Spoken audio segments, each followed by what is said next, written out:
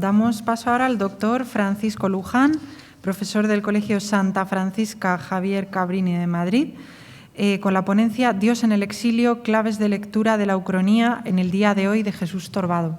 La Ucronía es una reconstrucción lógica aplicada a la historia, dando por supuestos acontecimientos no sucedidos, pero que habrían podido suceder. La obra que comentamos lo es porque en ella se habla del destino de España de haber sido el bando republicano el vencedor de la Guerra Civil.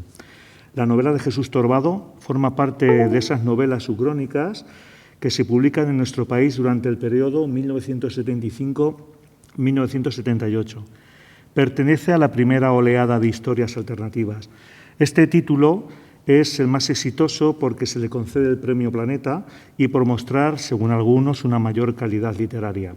Los condicionantes políticos de entonces propiciaron la aparición del subgénero de la ucronía. En efecto, la etapa de la transición democrática fue el caldo de cultivo donde se gesta este volumen de historias alternativas de uno y otro signo que servían de catalizador de la opinión política de aquellos tiempos. En el día de hoy es un magnífico ejemplo de las facciones ideológicas en liza durante este periodo que se extiende tras la muerte de Franco. El simbolismo que encierran sus principales personajes describe qué alternativas se le presentaban por aquel entonces al pueblo español en aquellos años en los que se decidía su destino.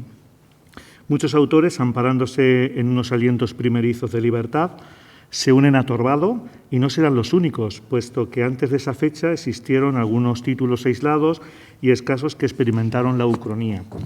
La postura que adopta Torbado en esta novela es la apuesta por el régimen democrático. Es una obra neutral y conciliadora. En ella se insiste continuamente en la consideración de que el pueblo español es la única víctima de la guerra y de los intereses políticos de uno y otro bando. Ambas facciones son iguales en cuanto a su comportamiento fratricida. Torbado no escatima en describir y narrar paralelamente la represión que llevó a cabo el bando republicano en perfecta correspondencia con la que efectuó el bando victorioso en la historia real. En estas dos premisas se asienta el mensaje de la novela. La primera es que el bando republicano fue tan opresor como el nacional, y la segunda es que no merece la pena decantarse por uno u otro si ambos fueron iguales en su gestión de la victoria. En este trabajo se estudia la presencia de Dios, la religión, la moral católica y el estamento eclesiástico en la ucronía que sale de la pluma de Torbado. Antes de comenzar, hay que afirmar que en el día de hoy no es una novela religiosa ni es un documento católico. El único mensaje que sobrevuela estas páginas es de naturaleza cívica o ética y consiste en la idea de que no se puede sacrificar al pueblo inocente en defensa de unos intereses políticos. El hecho de que no se trate de una novela religiosa implica que las referencias al catolicismo sean poco numerosas, aunque el lector las puede encontrar a lo largo de su lectura. Esta última circunstancia, unida a que la novela constituye un buen exponente del imaginario de las conciencias del posfranquismo, anima al análisis y a la presentación de sus conclusiones en este congreso, donde se rastrea la huella de Dios en la literatura española. Comencemos analizando, en primer lugar, la presencia del mundo religioso en la España que celebra la victoria republicana. A priori, lo religioso queda restringido a la clandestinidad y al ámbito privado, pues el nuevo orden tiene muy presente la connivencia entre el estamento religioso y los que ostentaban el poder. El desquite, resarcimiento y revanchismo afloran en blasfemias, burlas hacia Dios y sus representantes, exaltación y defensa de todo lo que prohibía la moral católica, etc. Articularemos este epígrafe en varios apartados y comenzamos por el ataque a la moral católica.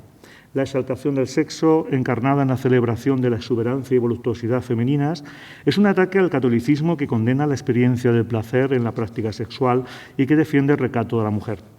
A lo largo de esta novela desfilan mujeres que lucen sus encantos ante los ojos del pueblo de Madrid tan necesitado de sexo. Vedettes, prostitutas, mujeres, etc., muestran cómo hacen suya, a través de su cuerpo, esa experiencia liberadora que trae el nuevo orden político. He aquí cómo se describe el desfile de las mujeres que intervinieron en la guerra. Abro cita. Desfilaban muy erguidas, los pechos rígidos y levantiscos bajo las blusas blancas y desabotonadas en su parte superior, descubiertos los antebrazos y las desnudas rodillas entrevistas al paso por encima de los calcetines toscos de lana roja. Cierro cita.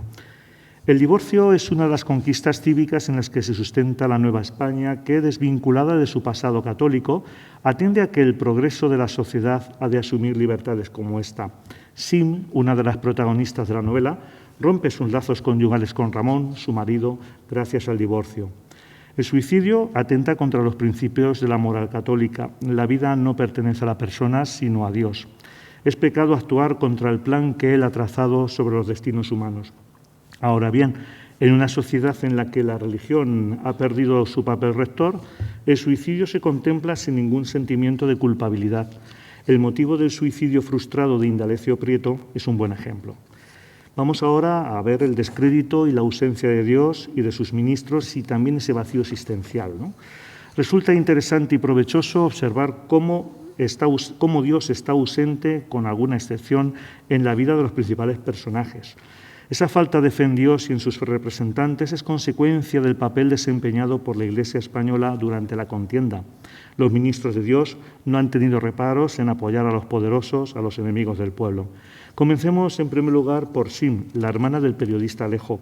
Esta se dedica a la prostitución y mantiene una relación con Aniceto, un devoto católico que vive en la clandestinidad su fe y que trabaja en la sombra para la defensa de los intereses de los jesuitas. Sim, que ha abortado ante su incapacidad de mantener una boca más, hace muchos años que no cree en Dios. Desde el fallecimiento de su primer hijo, Sim ha cerrado su corazón al Creador. El aborto no parece haberle causado demasiada impresión ni mucho menos remordimiento. Para este personaje que ha dejado de creer en Dios y en sus ministros, la experiencia de la confesión pasa inevitablemente por la sustitución del sacerdote en favor de un amigo, don Enedino en este caso. No hay en Sim sentimiento de remordimiento por el aborto al que ha sometido su cuerpo fértil. Ni siquiera lo hay ante el planteamiento de su divorcio. Hay, eso sí, un desgarro y un desamparo provocados por el vacío que ha dejado ese Dios en quien ya no cree el personaje. Sim simboliza para algunos el pueblo español de la transición, un pueblo con un profundo desgarrón afectivo hacia el hecho religioso, pero al mismo tiempo un pueblo que busca, como el personaje que lo encarna, dotar de sentido a su vida. Ahora bien, ese sentido no hay que hallarlo en el pasado, en la tradición, sino en el futuro. Sim, al igual que el pueblo español, descubrirá un nuevo mundo cuando entregue su alma y su corazón a Salvatori, un antiguo conspirador fascista de origen italiano convertido a la democracia.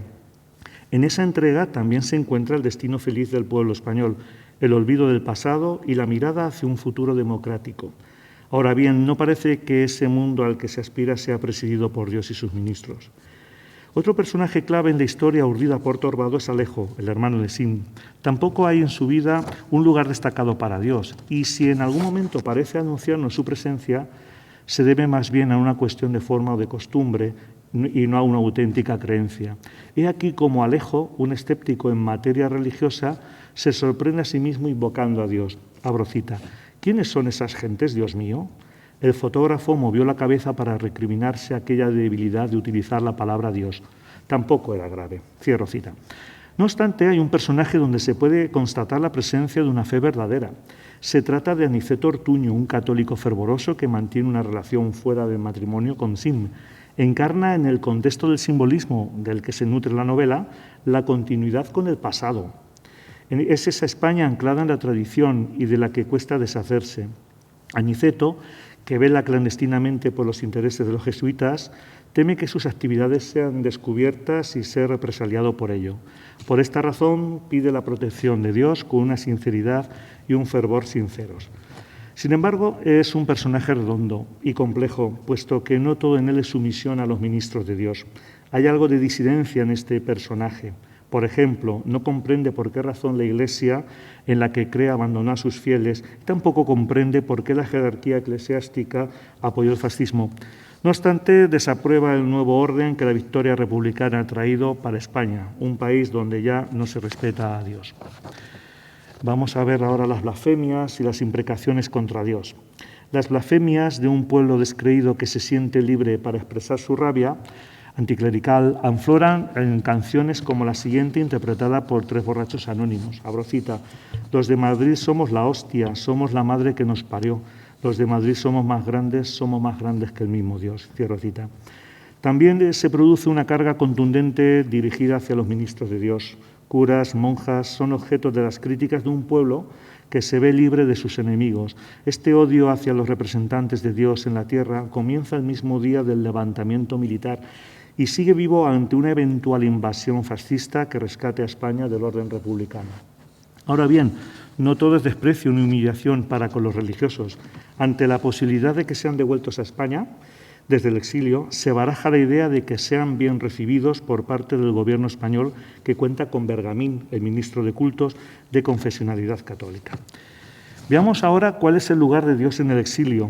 El Supremo Hacedor marcha con los vencidos lejos de España. Más allá de nuestras fronteras, se convierte en un Dios a la medida de las necesidades de algunos de sus ministros. Tal es el caso del cardenal Gomá, el cual pide a Dios que salve el honor de la religión. Tras estos pensamientos late un deseo de reconquistar los privilegios perdidos. Por esta razón, el cardenal empleará toda su astucia con el fin de conseguir el mejor beneficio para la religión y para su estamento. Gomá, para ello, intercede en Roma para que el legítimo rey de España se sirva de su prestigio con la intención de conseguir el mayor beneficio para la religión. De nuevo, el lector se encuentra ante la alianza Dios y Estado, trono e Iglesia, las dos columnas en las que tradicionalmente se ha sentado el poder y sin las cuales éste terminará desmoronándose.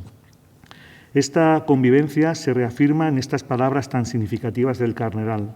Abro cita: nosotros volveremos a las catacumbas, pero en ellas fructificará la semilla y de esa semilla nacerán los frutos para mayor gloria de Cristo y de su majestad don Alfonso. Cierro cita. De esta forma se afirma que el plan de Dios coincide punto por punto con esa España del exilio, con esa España derramada. Dios está del lado de los vencidos. Como se puede apreciar, esta imagen de un Dios cómplice con los que antaño habían sido poderosos nos retrotrae a una visión muy tradicional del hecho religioso. Una visión en la que se aseguran los intereses monarquía y del clero. Desde luego, esta óptica en la cual los insurgentes se posicionan es la responsable de ofrecer una visión sesgada y parcial del Dios con mayúsculas. Algunos signos de esta complicidad y convivencia entre la religión y el poder se dejan ver en el saludo fascista con el que el arzobispo de Santiago apoya la causa y el obligado beso del anillo del cardenal, acto al que no se puede negar don Juan de Bombón. Por otro lado, el catolicismo es la garantía que restituye el orden tradicional al ser un declarado enemigo del comunismo y de la democracia. En este sentido, Oliveira Salazar ve la necesidad de crear países cristianos y fuertes que contengan el avance de las libertades democráticas. Nuevamente, el alineamiento de la Iglesia Católica con los antiguos poderosos fructifica la defensa de ciertos intereses políticos. Y ya, para ir finalizando, hay que considerar que la idea recurrente de que Franco ha hecho la guerra a la República por el bien del cristianismo se adueña del pensamiento de los derrotados en la contienda. Al mismo tiempo, su derrota ante las fuerzas republicanas supone el triunfo de las ideas contrarias a la tradición y el aniquilamiento del cristianismo, no solo en España, sino también en el resto de Europa. Estas ideas atormentan al militar golpista. A modo de conclusión, se advierte que la presencia de Dios en la novela de Torbado es muy poco significativa por el escaso número de referencias. La razón primordial estriba en que este título no es una novela de asunto religioso, es una ucronía con un claro mensaje final en el que se apuesta por la reconciliación y la vía democrática, dejando a un lado la religión. En la España vencedora, las referencias religiosas no son numerosas y las que hay tienen como denominador común la creación de un Dios aborrecible por su complicidad con los enemigos del pueblo. Por otro lado, en la España del exilio, este Dios está enraizado en esa imagen tradicional que asegura y refuerza los lazos Iglesia-Estado. En ambas Españas, la visión que cada una ofrece de Dios es sesgada y parcial. En definitiva, el Dios verdadero no se encuentra en ninguna de ellas. Quizá haya que buscarlo en Aniceto Ortuño, un hombre complejo y muy humano. Ahora bien, el ser abandonado por su amada Sin demuestra que Dios ya no tiene hueco en el pueblo español. Muchas gracias.